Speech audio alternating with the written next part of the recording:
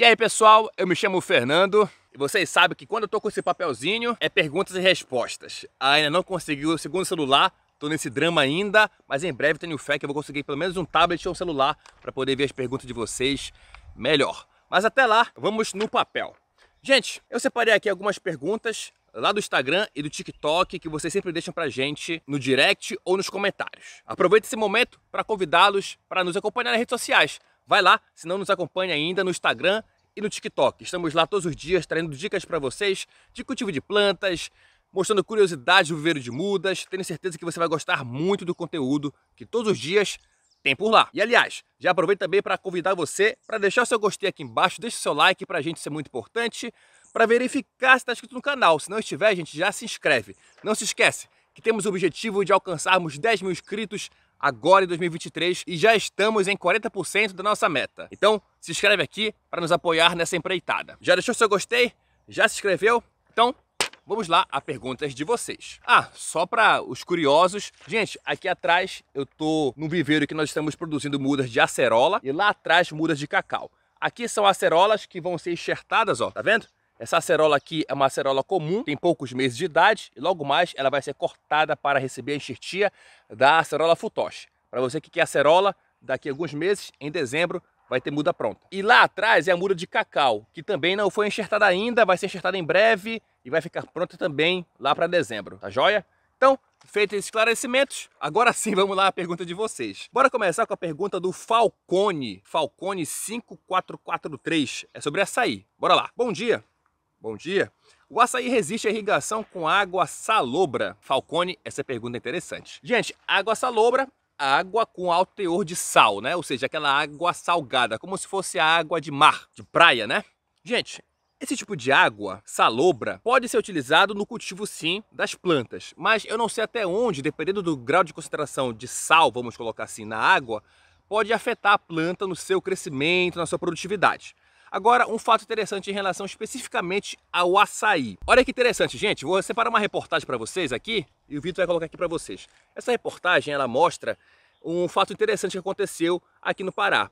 Quando houve um aumento no nível da água salgada e ela acabou entrando nos rios, ou seja, de água doce que banhavam as margens de algumas áreas ribeirinhas. E foi observado que o sabor da polpa mudava. O sabor não ficava tão gostoso quanto é aquele que nós, paraenses, pelo menos aqui da região, gostamos de consumir. Então ficou realmente com um sabor diferente. Então, até que talvez não afete o crescimento, o desenvolvimento da planta de forma comprometedora, de forma com que ela não vá mais crescer ou até mesmo morra por causa do teor de água salgada. Mas com certeza impacta no sabor do fruto, como vocês viram aí. Então eu particularmente não recomendaria você utilizar água salgada para poder fazer a irrigação do seu plantio de açaí. Até porque arrisco dizer que isso vai afetar e muito os componentes da sua irrigação. Talvez afete aí em parte de oxidação de algumas peças.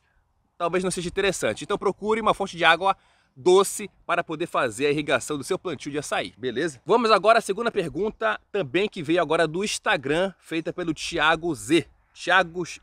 Agora sobre adubação. Apenas esterco de vaca é suficiente para uma mangueira enxertada? Não. Isso por quê?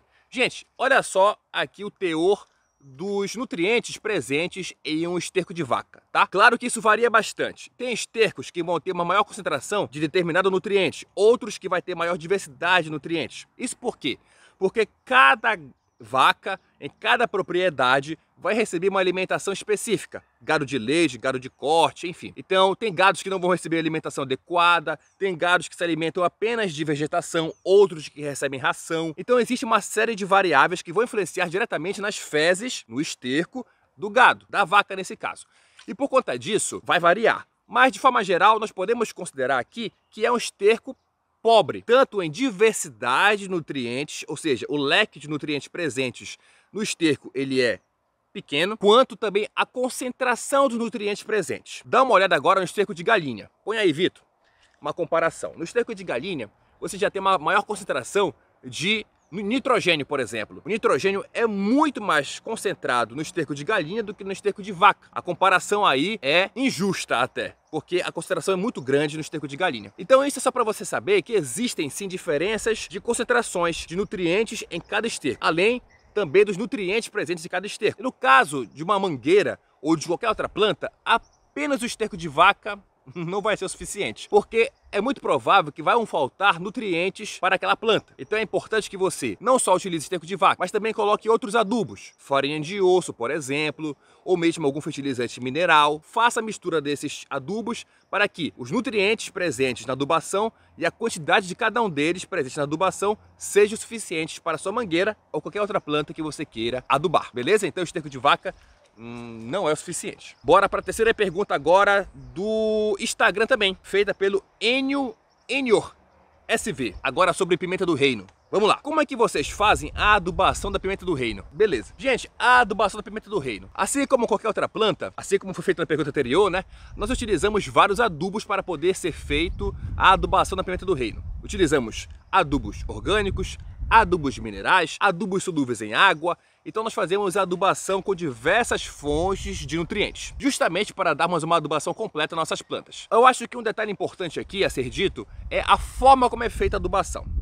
Nós fazemos a adubação da pimenta do reino primeiro no preparo de cova. Abrimos o buraco, preparamos ali a cova junto com os adubos, geralmente adubos orgânicos, como estercos, farinha de osso, torta de mamona, preparamos a cova. Ali já era uma adubação. Plantamos a muda.